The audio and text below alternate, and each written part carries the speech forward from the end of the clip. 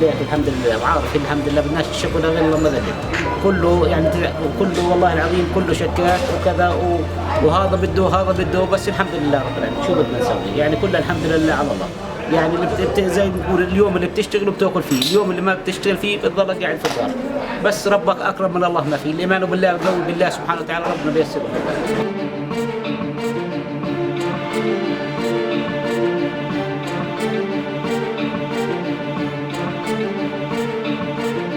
انت عندك هون المعرض يعني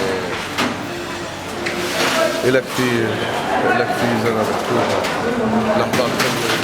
مجرد انك تشوف المحل في هالوضع صراحة هذا اشي مؤلم. فممكن انا بحكي من ناحية المشاعر والاحساس والاخره، لكن الخسائر زي ما انا ذكرت ما بتطبق فقط على الخسائر المادية، هي قيمتها كبيرة بالنسبة لي بصراحة.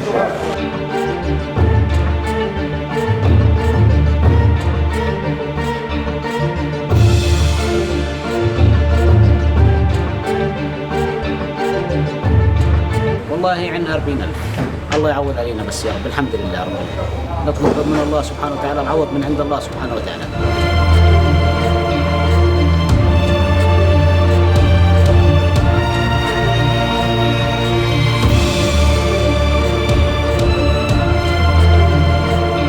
واحد بيكسر لحظة حلوة هلا بده يستنى لغاية ما يوقف على